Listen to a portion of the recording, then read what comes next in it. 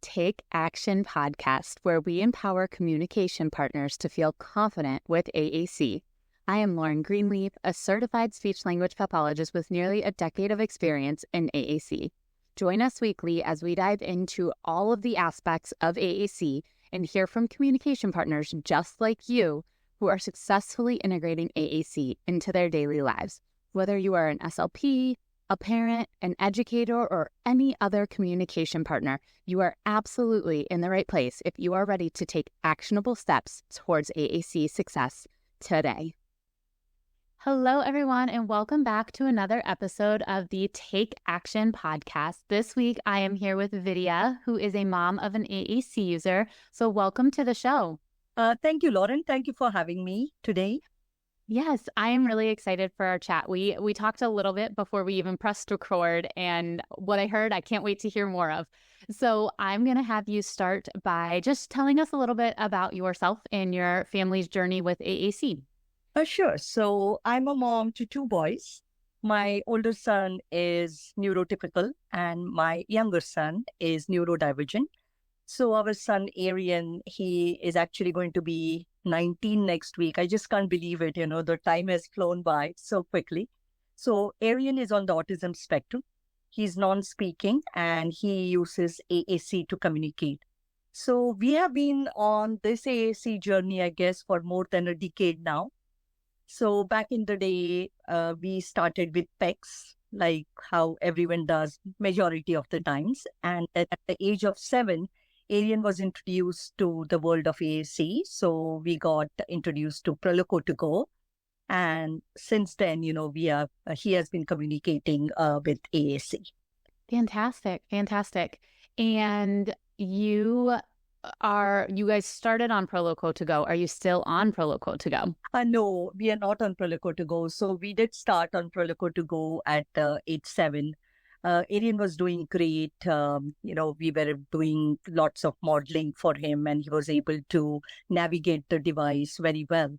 But once when Proloco to Go came out with lots of software updates and when we were kind of discharged from the school system for the AAC, then it was just me and my son. And I think we lost track there. I was not able to keep up with the software updates and it started getting harder and harder for Arian to navigate with Proloco to Go.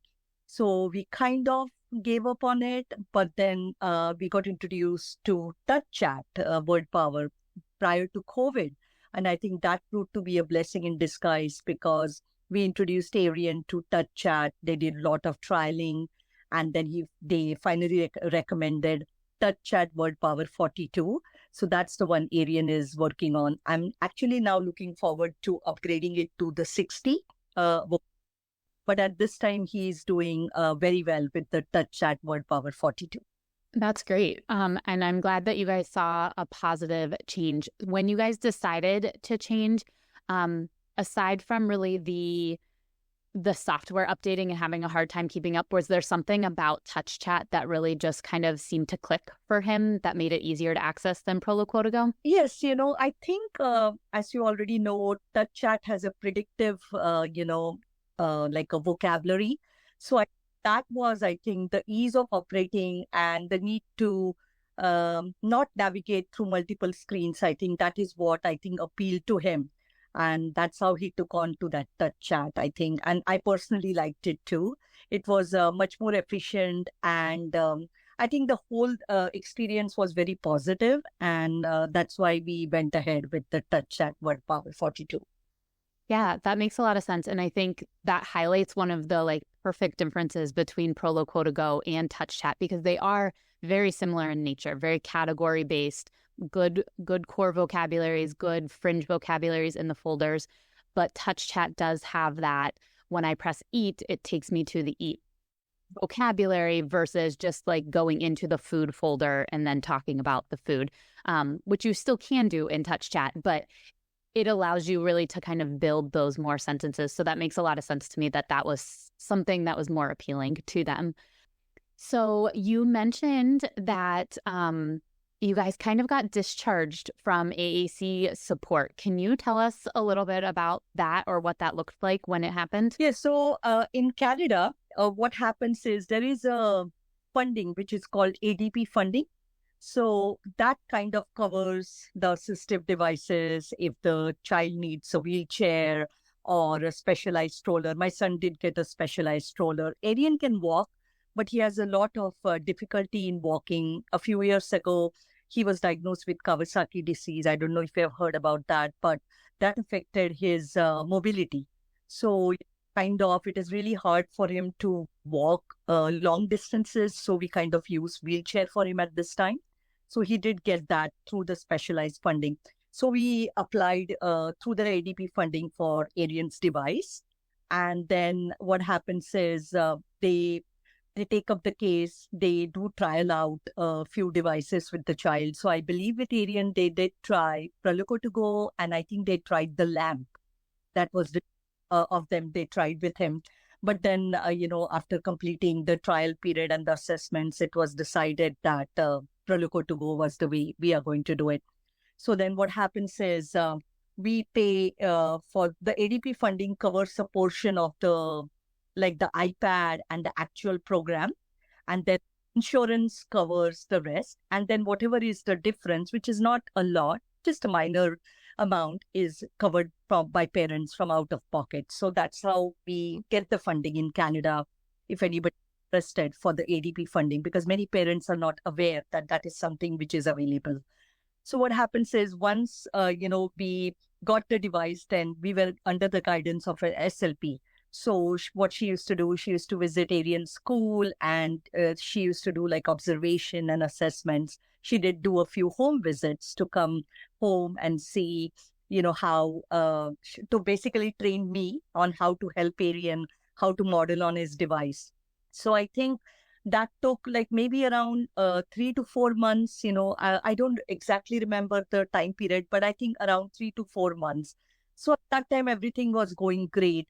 But like as I mentioned, when we were speaking before the podcast, there are long wait lists, to get the AAC. Then, so what happens is once she was comfortable enough that I was able to, help Arian moving forward. So whether it was modeling the device, making changes to the vocabulary, adding new words, taking out things. So she was quite confident that I was able to help him moving forward. So she then discharged us.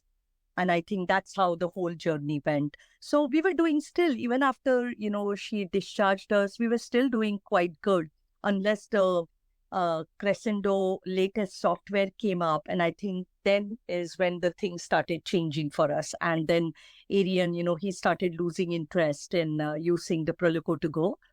So that's basically what happened. Yeah, that's really interesting. And I can see the perspective. It's definitely more of almost like a parent coaching model when you're getting started with the AAC, making sure you have the tools to support. And I'm sure also that the teaching team has the tools to support to some capacity, since she went to the schools.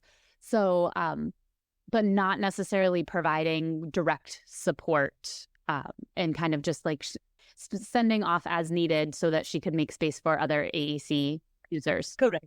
Basically like a consultation model, she did that was very interesting. And, I still have it. She made a few customized resources for Arian. Okay. Like, made like, I think like a workbook for him, how to introduce, so she started right from matching, like just a very basic level, then moving on to verbs. She also made us him a customized vehicle book, so which was basically, it was a nice book she made where, he started with just matching the words according to the picture. And then in the end, he goes on to make sentences. So I think that was very useful. So these customized resources were very helpful. But you're right, it was not like a direct working with him. It was basically a consultation and on a need basis, so if I had any questions or queries, I could message her and then she messaged me back. And then if she felt the need to come and see Arian, whether at home or at school, they did the needful. Okay. Interesting. Did he also receive speech therapy within school? So was this like a external, like an additional service, or was that speech therapy? No, that was speech therapy, which was quite interesting. I was basically advocating to get Aryan actual speech therapy in the school in Canada for a very long time. But, one of the requirements of the program was that the child has to have 2 or 3 words. And, sadly, I don't know if you read on my Instagram, but, when Aryan was 18 months of age, he had just started babbling. He lost all the, he stopped babbling because of the AAC, because of his autism diagnosis, of course. And then at the age of 5, there was like an explosion of single words. Aryan used to say new words every single day, pop-up words, no sentences, just single words. Okay. And then what happened is after a few months, even that stopped. So we had a speech therapist coming to our home. And when he heard that Aryan had a speech regression a second time, he was really worried and he suggested that we contact a neurologist, which we did. And again, everything takes time. So we had to wait for a few months. The neurologist did a EEG on him. And sure enough, Aryan got diagnosed with rare form of seizures. Okay. So, which at that time was called Landau-Kleffner syndrome. But now that diagnosis has changed. And now he has focal epilepsy. It's called encephalopathy. I don't know if you have heard about it. It's even new to us. So his diagnosis of seizures, it has changed now. So that basically took his voice away. So once that happened, Aryan never said anything. So the requirement to say 2 words, that was never fulfilled.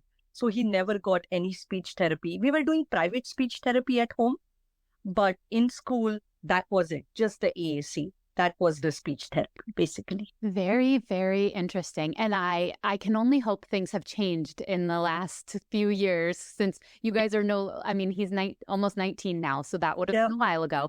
I can only hope things have changed. Maybe anybody listening who is currently in Canada can message me and tell me if things have changed. I know, I really hope so, because they really do need that therapy, Yeah. So the requirement for them to have 2 or 3 words, I still don't understand. But if you hear anything, kindly do let me know as well. And if I hear something, I'll let you know. Absolutely. Absolutely. Everybody out there, if you know anything about Canada's system, I need to know about it. Because it's just so interesting to me how other places do it. And granted, that was a while ago. It's not like that was yesterday that you heard that. Correct. So hopefully things really have changed. So you guys started your journey in Canada, but you guys are now in the US, correct? Correct. Okay. So when it comes to supports in the US, have those looked different? In US, things are so different, Lauren. First of all, Aryan is at an age, he's like 18. In terms of supports and services, there's not much available. We haven't done any speech therapy here, which we used to do in Canada. Now, in terms of AAC, like I mentioned, because he already came with the device, the school was, on board, they accepted it.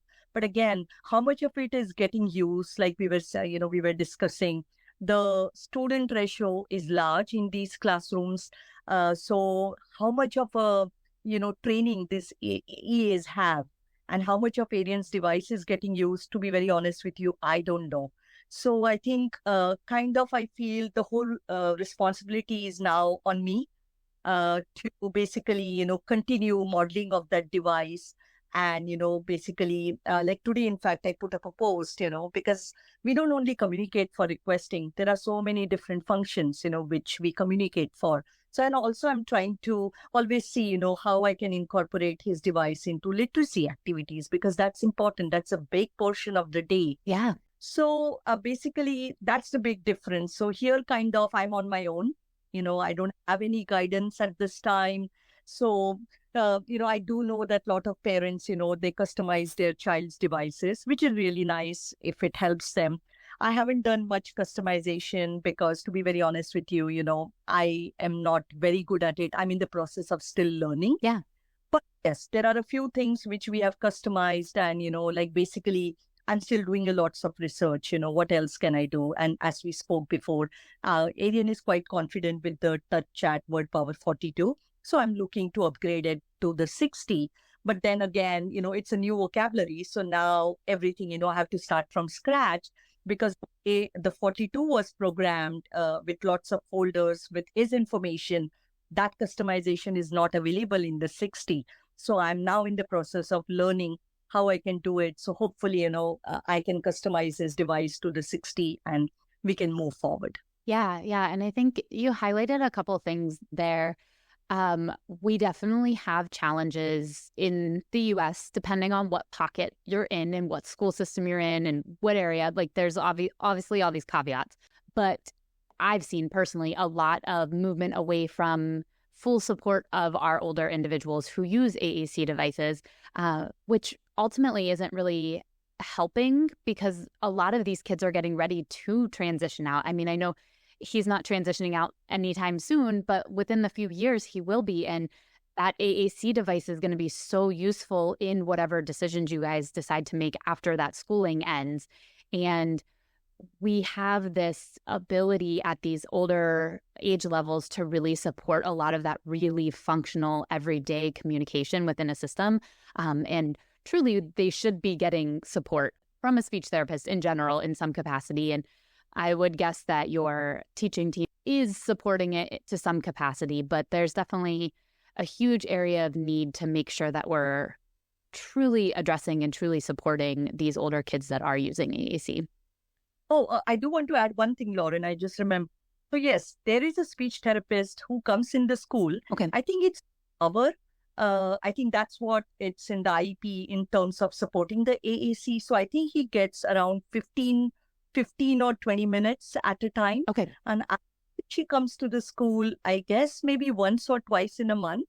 And that's basically the support, which he gets. So I have only spoken to her just once in the past of years.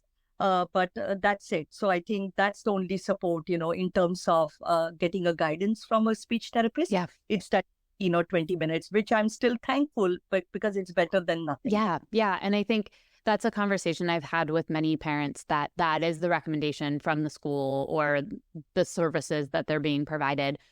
And it is better than nothing. So we've had a couple episodes on about that advocating piece. You become this advocate for your kid to make sure they're getting what they need. And it sounds like you're pretty comfortable with how to utilize the system. And you're just navigating how to make programming decisions in new systems and things like that. But you've really taken on that role of I'm going to support this communicator and make it the best it can be. Exactly, because, Arian has made, like I was mentioning earlier, before our recording, Arian has made a lot of progress. We are quite happy.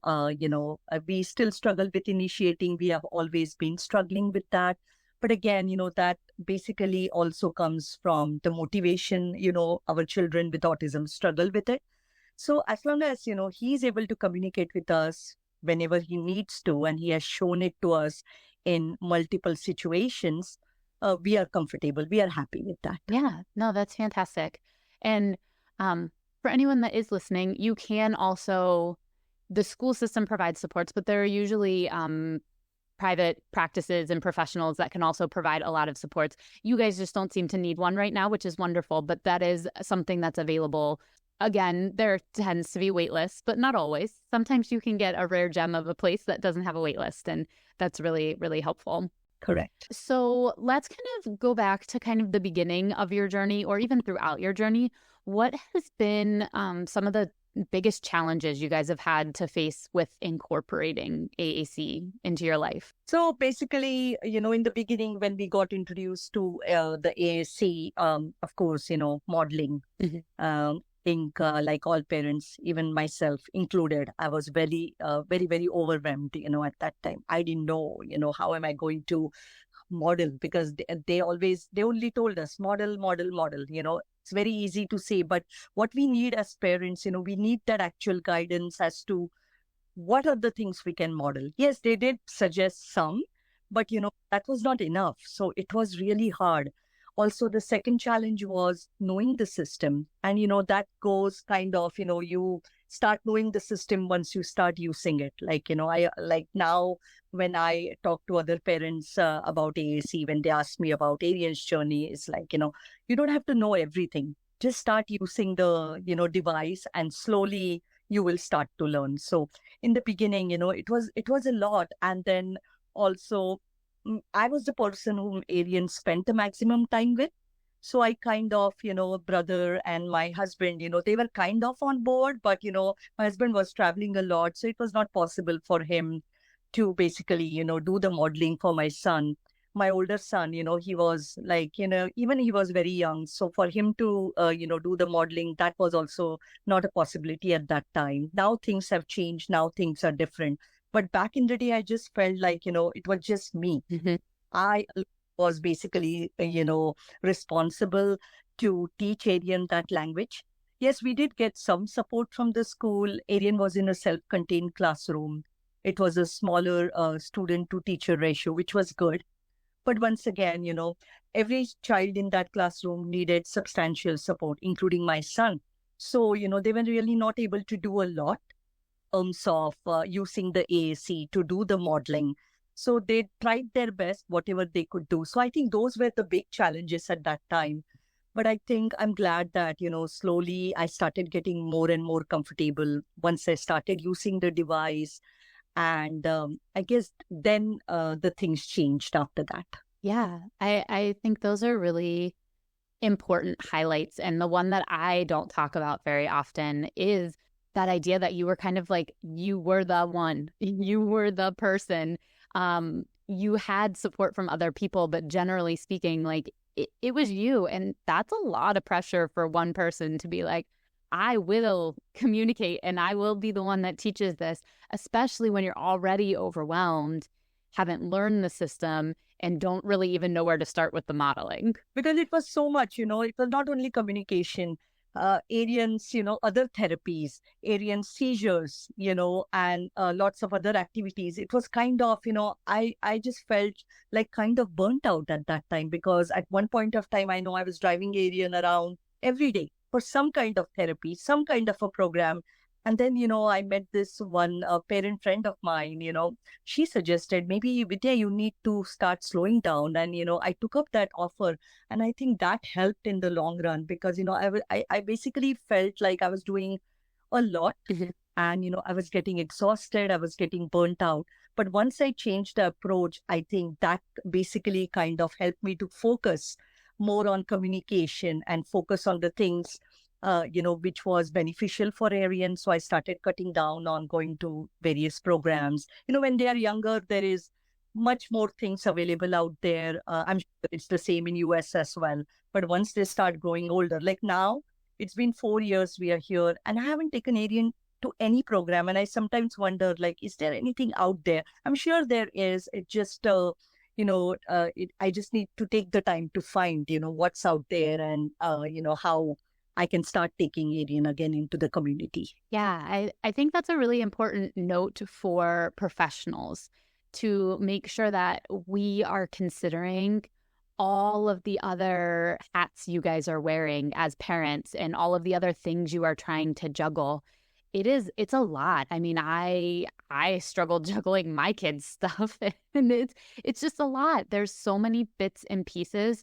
So when we come in and just say like, oh, well, you need to model your AAC device, sometimes that's like the tipping point. You're like, I already have these 50 things on my plate. Correct. How in the world can I add this? And I think the recommendation too of kind of slowing down and prioritizing is really important. There's a lot of pressure to do everything for your kid and to make sure you're giving them every opportunity they have. But we have to remember at what expense, right? Are we doing them all to fidelity? Like, are we doing them all right? Or are we just bits and pieces of driving around aimlessly until we get them all accounted for? That's correct. It's a lot, it was a lot on my plate, and I'm sure a lot of other parents as well juggled with that. So I think moving forward, if the speech therapist, like you mentioned, if they take that into consideration, I think that's going to help a lot of parents like us, that's going to really help us. Because, at times, like, they just say model, model the device. But, how do you model? give an example, show us like actually how that needs to be done, like some people think you have to press every button. No, you don't have to press every button. You just highlight the key points. But then parents don't know at that time. They think, oh, we have to press every single button. And then they give up because, they don't have the proper guidance. So the parent, they are exhausted, they give up, and then the child doesn't get access to communication, which they so desperately need. Yeah, and that's really what we want to avoid, right? We want to avoid this like complete overwhelm with AAC so that we can be more consistent and really build an environment and a culture within your family that respects it and utilizes it, and it's not stressful. It's just an everyday part of your routine. So much easier said than done, but yeah, that's the goal. Yes. The other thing I wanted to mention too, for professionals specifically, and even for parents, the idea too that you've been where you are for some years now, but don't know what resources are out there, I think is really key. Yes, you could look for them, absolutely, but you also work with a team of professionals that likely know what those resources are. So as a professional, making sure that you're sharing those resources with families, and as families too, making sure you're asking for them. See if they exist without doing the hours and hours upon trying to find the right thing for your kid. Yes, I think that will be very helpful. I always, try to ask Aryan School if they have, because that's the only resource at this time we have, if they give recommendations. So they did give me a few, which I really appreciate. So, but, I hope, that in the future, I'm able to connect with a speech therapist and, try to get some information from her, or if she can guide us towards some other resources as well. Absolutely. It's a team. It has to be a team. Yeah. It's very, very, very hard to live in a silo and just be the one person supporting it. So making sure we're utilizing everyone and leaning on everyone is so, so key. Correct. So switching gears, those were the challenging parts. What have been the rewarding parts? Let's hear all the good stuff. Oh, yes. Lots of, rewarding, I think, parts with AAC. So basically, we are so thankful, AAC has given Aryan a voice, and I'm sure it's given to millions of other children.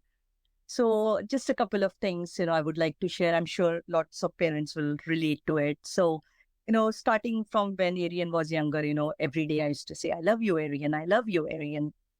And the first thing, once we got the Proloco to go, and, he started using it, more independently. The first thing he said on that, I love you, Mama. I think that was the most touching moment I had, because, I was waiting to hear it from such a long time. So for him to initiate that, without me asking him or nothing, that was just, pure. I think it gave me so much joy. I was waiting for that. That melts my heart. I know. So sweet. I was in tears that day. I'm sure my friends who heard that, they had the same feeling as well. And, there have been numerous instances when Aryan is able to self-advocate for himself. So, if he wants something, and like this one day he was going to school and he had his breakfast, and he kind of has this habit, like once he eats his main meal, he will go and ask for chips. Like he loved chips. So motivated by it. So at that time, he was getting ready to go to school, and I said, Aryan, I can offer you some cookies, and chips are, you can eat them in the school. And he takes his device and he says, I don't like it. Like it really shocked me at that time, but it was so good, for him to advocate, how he feels. And even, now when when he has seizures or when he's not feeling well, he'll take his device and, he will say, I feel tired. I don't feel good. I think this is big, this wouldn't happen without the power of AAC. So, and then even, to share some information from the school, because I get some updates regularly from the school. So if I ask him, who are your friends? What did you do in school? And all these things, for him to come home and then tell us. Mm-hmm. And, if he doesn't find the words, he actually goes to the keyboard and he types it. Because the big thing is Aryan can read. So I think that's a big plus point. Absolutely. You got every single word in a child's device. So, literacy, that's why that keyboard is so important. So, he knows if he can't find something, I've shown him how he can go and find the words. And if that's not available, then he goes to the keyboard and he actually types it. So I think all these things, it just makes so much more difference. Like, even though I'm not having a actual conversation with my son, like in the traditional way, Mhm. but when he does all these things, I really feel like, we are communicating. Yeah. And that is big. That's really big because, you know, uh, we all are waiting for our child, to say words. We, as a parent, I'm sure you can relate. And then, when your child had the ability, but then loses it, due to seizures or some other complications, then it becomes very, very challenging. You don't know. Like, even now, I've not given up on the verbal speech because who knows, his neurologist said maybe he might get some words back. You never know. But in the meanwhile, the fact that he can self-advocate, the fact that he can communicate to us, I think that is huge. That is huge for me. And I'm sure it's going to be such a big deal for other parents as well. Absolutely. And those were such wonderful examples. Yeah. Because they weren't like, I just requested something that mom already knew what I wanted. They were very genuine. I am going to tell you how much I love you, and I'm going to share that I do not like this one bit, mom. That was not what I wanted. Yeah. And those show your kid's personality too. And I think that's what's so key is he really has the ability to share what he wants with you. And there may be other factors that make things difficult at times, but he now has a way to share that with you. And it doesn't have to be this back and forth, like I talk and you answer a question and all that other stuff. Yeah. Communication doesn't have to be that. As long as you are able to share with the world what you want to share with the world, we're doing all right. Yeah, I think that's what, like many of the therapists and maybe some parents, they think that, AAC just asking questions, Mm-hmm. Yes, asking questions, answering questions, definitely. It's a big part of communication, but that's not the only thing you do with that AAC. Like, it's this authentic, communication, I must say, opportunities which our children get through the AAC. I think that's what matters the most in the end. Yeah. And I wanted to highlight too that you've done a lot of strategy teaching. How you can't find the word. How do you find the word? Here's the keyboard. Here's how you type, which not only is a huge communication lesson, is a huge life lesson on how to problem solve and use new tools that are available to you. That's really, really cool. And it blows us up, like, they watched a movie in the school and his EA already informed me. I just said, so Arian, what did you do in school? And he's typed watch movie. And then, so what movie did you watch? And he took out the keyboard and he typed Ice Age 2. That was amazing because nobody taught him that. Yeah. Didn't teach him that. His EAs didn't teach him that. That was all done by him spontaneously. Yeah. So I think that's what real communication is. Yes, that's spontaneous. I really want to tell you, because he really could have like stopped at watch a movie and just been like, yeah, mom, we watched a movie. I know you asked what, but we watched a movie, which could be a typical teenage response these days. Correct. Yeah. But he genuinely wanted to share that with you, and he found that tool, that support to share that with you. So that's really, really cool. And that's why, I always, want to share. And, I do so much advocating. You must have seen on my social media, I'm actually running a series of tips on AAC for the October, AAC Awareness Month, because I want to get these stories out to the parents that what's possible when you do give your child access to AAC, because, there are so many myths, which parents are scared of. And then, my mother-in-law, she's a special needs teacher here in the US. And, she shares how sometimes even the speech therapist, some of them are not on board totally. And if the parent is asking them, hey, can we apply for a AAC for the child? And they actually discourage the parents. And, that really upsets me to hear that because, I can understand as a parent, from a different point of view, but as a speech therapist, I think they should be more understanding. But, some of them, they are so kind of, reluctant to recommend AAC to the parents. So that's why, the need for us to raise that awareness. So, more and more parents can take that leap and, apply for the AAC for their child. Yes, there is still so much misinformation out there. It actually is mind-boggling to me sometimes, and it's probably because I live so much in this world where there is no misinformation about it, because this AAC is a helpful, supportive tool for really everyone. And I realize everyone cannot get a high-tech device tomorrow, that there's so many barriers to that. But genuinely, like generally speaking, there's support in AAC in some capacity for really everyone. And it's mind-boggling to me how much information is still out there and how many professionals are still discouraging it. And like you said, there is a parent side of that discussion that deals a lot with the mindset and acceptance of a lot of different things. And that's a whole conversation for another day. But it's really a big reason why I started this podcast and wanted interviews like yours on here, because we all do things a little differently. Our lives are all a little bit different. And what works for your kid isn't necessarily going to work for the next family that I have on to talk about. But it's important that we hear these as professionals and know how to make those recommendations based on the kid. And then as parents, know that your kid may not fit into like this exact perfect picture of what this kid does. It might look a little bit different, and that's okay, because our learning journeys all look different. Exactly. And, every family is different. Every child on the spectrum is different. Everybody's journey is different. So yes, it's so important that, and I hope that, speech therapists like yourself and many others, are trying to raise the awareness. So I hope more and more SLPs come on board and actually recommend the AAC to the child much earlier than, wasting the valuable time. Yeah, I completely agree. And I look forward to a day where AAC is just readily available to everyone. I might not be alive for it, but it will happen. Everybody can come back to this episode and be like, Lauren said it. It happened. Yeah. Might be years and years and years away, but I will not be there as well. But yeah, moving forward, for the future generation, at least, AAC becomes very normal. Yes.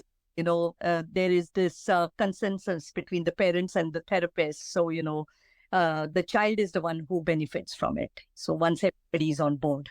Yes, yes. Yep. So kind of wrapping up, this has been a wonderful conversation. What tips do you have for parents or speech therapists, educators? You can kind of lump them all into one if you want. What tips do you have going forward for them? So for parents, the tip is, again, as I said, you don't have to know everything, to start using the child device. Start using the device and slowly you will learn. Again, you don't have to model all day, because that's something it's not possible for anyone, myself included. So just start maybe with one activity, with one routine, something you do every day. It can be as simple as washing hands in the morning, or maybe just going to school. So just one activity, one thing at a time. And they don't have to press every single button on the child's device. It's just highlighting the keywords.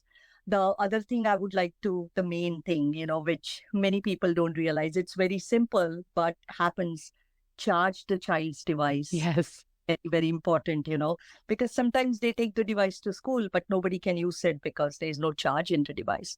And then also have a low-tech backup, so what they can do is they can take screenshots of the main, like pages on your child's AAC, and then they can just print it out, laminate it, if they can, and then maybe just make it into a book and have that readily available. Have multiple copies, one in the child's backpack. You can have one with yourself. So that way, in case the device breaks, in case it's not charged, in case there is, any technical problems, at least your child has a way to communicate.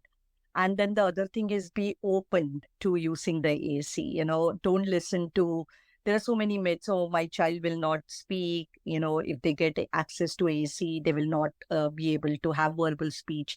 So, talk to like therapists like yourself, talk to other parents, do your own research before you decide on, giving up on AAC. I think that's the big tips from me. Yeah, I love all of those tips, and I often preach all of those tips. So they are right up my alley. Yeah. And they're just so important, because it can be a really overwhelming process, especially from a parent perspective, but it can be a really overwhelming process from a professional perspective too. So making that point to make those small, tiny steps to getting more comfortable and getting more successful with it are huge, because then we don't abandon it. When it's overwhelming and exhausting, it's very easy to be like, I'm just going to leave this over here. Yeah, that's what basically happened with us with P2G. But I'm so glad that we found the other alternative and we didn't give up Yeah. because we had put in so much work, to model the device. Arian had learned to navigate the device, but then, we were at a point whether we give up or we continue. So I'm so glad, And other tip for parent is if you find the present system is not working, don't be afraid to ask your speech therapist or a professional if they have recommendations like in our case for a second, kind of. Like a device, basically. And also, I know personally it's not possible for every parent to have separate devices. Like I have one device for Arian, which is only for AAC, and there is other device to watch movies or play games. So I know physically it's not possible for everybody. So in that case, they can put the iPad in a guided access. Mm-hmm. So that way, the child is locked in just the communication aspect and that they know that's their voice. So that's very important because many times, the children, they just log out of the, communication app and then they are going to YouTube watching videos or playing games. So then that defeats the purpose of, having the communication app on that device.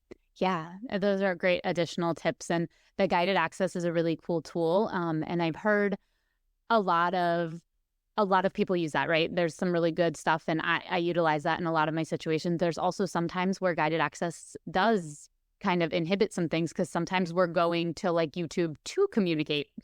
So it's definitely a personal decision based on the family. And I think that's really what we come back to in this whole conversation is that each family is going to look a little different. Each kid is going to look a little different. Any support that you can get in your journey as a parent is going to be really helpful because you just get another set of eyes on the situation and another viewpoint. And I think that's kind of all we need sometimes is just somebody else to look at it with us and say, yeah, this is great. Or maybe we should try this. And also, get informed. There are a lot of accounts now on social media who are raising so much awareness about AAC. So, try to go there, get that information. There are podcasts like this one, lots of other things, blogs, so go and educate yourself because I think once you yourself as a parent are educated, you are in a better position to make a decision of what's right for your child and for you. Yes, absolutely. And that is the perfect segue into you sharing your information with us. Where can we find you and how can we learn more from you? Sure. So actually, I have social media handle, Autism Family Story. I also have a podcast by the same name. Again, everything is under Autism Family Story. So I do have a podcast where, it's a solo podcast, just me. And I shared lots of tips and strategies with parents, not only with respect to communication, but lots of other aspects with autism. And also I do have a blog, autismfamilystory.com. So parents can find lots of information through my social media, podcast.blog, and there's lots available there. And if they want me to, I'm always open to, getting advice from other parents. And if they want me to talk about a particular topic, or about my personal experience with my son, I'm always open to that. So they can, send me a message on Instagram and I'll be happy to do that. Wonderful. We will put all of those links in the show notes for anybody who wants easy access to them. And Vidya, thank you so much for joining us. This was a really lovely conversation. Thank you so much, Lauren, for having me. I really hope that this helps other parents who are, at this time trying to figure out if AAC is the right choice for their child. So I hope that helps. But I appreciate this opportunity today to come here on your podcast and speak to you. Absolutely. Thank you so much for joining us. Thank you. That was such a great episode with Vidya. I think it is so important to highlight different parents' relationships with AAC and journeys with AAC because each family is unique, each family is different, and each child, an AAC user, is different. And it's really, really important to share what it looks like for others so that we as professionals can be better informed and parents so that you can be informed of different ways that AAC has become successful for different families and different journeys. And one of the things I've noticed a lot, even with all of the parent episodes you guys have had the chance to listen to now, is there was always some challenge and some barrier, and it was how they faced that and got to where they were that has been really inspiring for them. As Vidya mentioned, they were ready to give up with AAC because it just became too much and too overwhelming and too many moving parts. And they were able to take the time and step back and realize how important and necessary AAC was for her son's communication. And they went full force back into it, and now has created such a wonderful, wonderful experience for him. So one of the other things we talked a lot about was resources and what resources are available to you. And this is going to vary drastically depending on your area. Some areas have support groups. Some areas have different access within a school system. Some areas have private practice.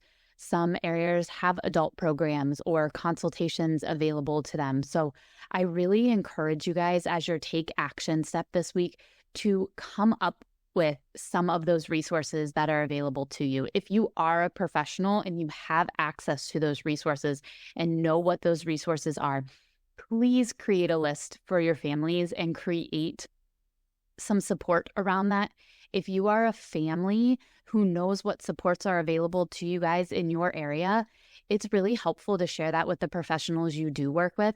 We as professionals don't always know what's available because we're not always on that family side of things. So I love compiling lists of different resources to look at, different places to contact, and information about each of them, just because what is really great for one family might not be really great for another family. So that's really my take action step for you. This might be one that takes a little while to compile. It might not happen tomorrow, but start thinking about that. What resources can I provide to this family once they get their AAC device or while they're on their journey of getting an AAC device? And families, what resources have you been using and activities and supports have you been using?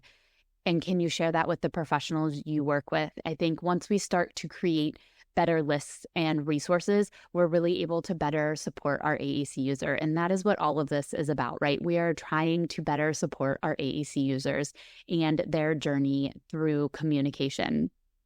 So with that, we are on our way out of this episode. Just a reminder, we do have the Take Action podcast resource library. So after every episode, we have a resource that is released with the episode. So at this point, we are at 20 resources, I believe, 21, somewhere around there. So you are having lots and lots of resources available to you, and you can get access to that for $25. It'll give you the entire 2024 resource library. So if you are interested in that, that link is below in the show notes. Again, thank you so much for joining us, and I hope you have a great week, and we will see you next week on the Take Action podcast.